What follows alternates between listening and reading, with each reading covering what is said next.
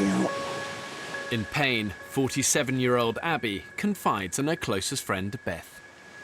Every night when I said, this is the time I dread, because I'm so uncomfy. Even just turning from my back to my right is like a knife going into the nerve. It's like, ah. I'm now really concerned.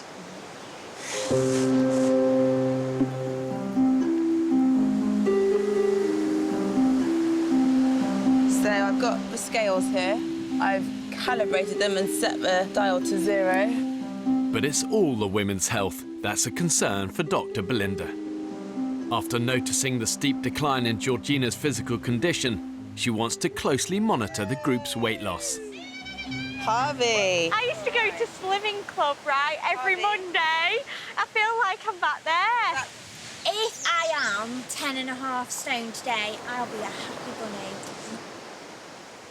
135 pounds. Got my goal. In 21st century Britain, we're all obsessed with body image. But when the pounds are dropping off because of starvation and malnutrition, it's a dangerous mindset to have. And it really is not a cause for celebration. But you can see your waist is tiny turn round. Let me see your tiny little waist. Oh, look at that little waist.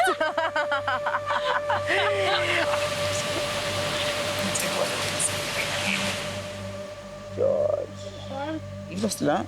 God, you're wasting away, aren't you, sweetheart? I have to say, I don't find starvation a good way of losing weight. I don't think we should be celebrating. I just don't find starvation a sexy way to get skinny.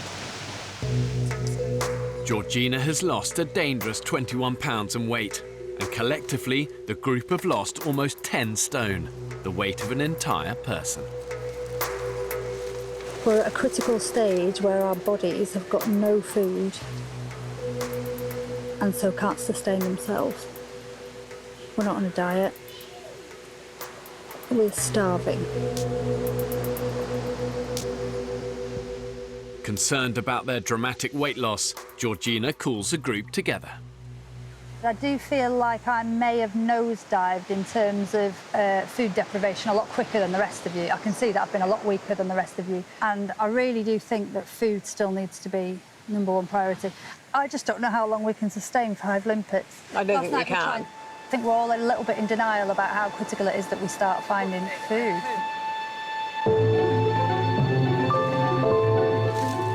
The need to find protein for Georgina is now urgent. With only a few hours of daylight left, a group led by Lauren are setting traps in the hope of snaring a pig. Nice little track, isn't it?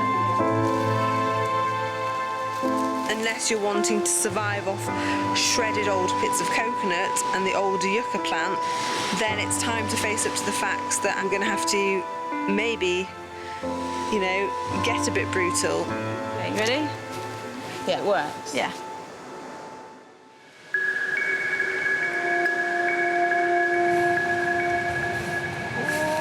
Rise and shine, beautiful. It's a glorious day.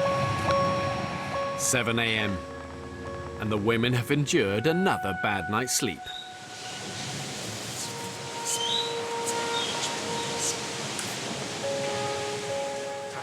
Bloody hell. In pain, 47-year-old Abby confides in her closest friend, Beth. Every night when I said, this is the time I dread, because I'm so uncomfy. Even just turning from my back to my right is like a knife going into the nerve. It's like, ah. I'm now really concerned. She hasn't really moaned. One of Abby's problems is that she's worried that she doesn't like giving up. She likes to keep going and keep going. She's such a hard worker. She's just amazing. Let's see what's in this sucker. She's a proper grafter. And I love that. But her mind is saying one thing and her body's saying something else, and she's got to listen to her body.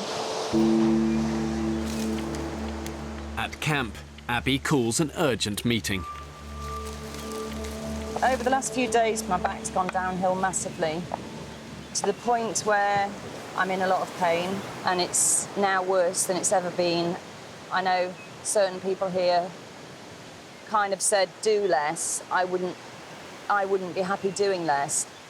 But the fact is, I have to get off the island because I'm not helpful to you anymore. I'm really sorry, and I feel like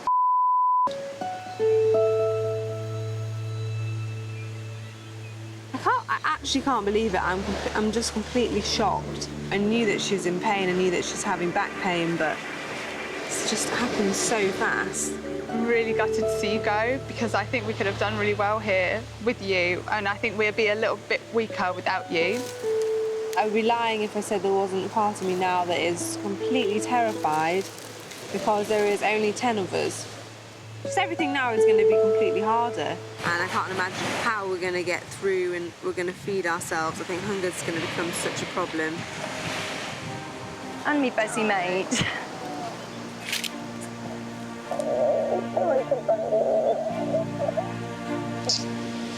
So sad. I'm annoyed for her that she had to go because of her back, and then I'm annoyed for me that I'm gonna have to stay out here. But we just got on really well, and it was just really nice to know that she was there. Bye. Oh, I miss you already. Come back. I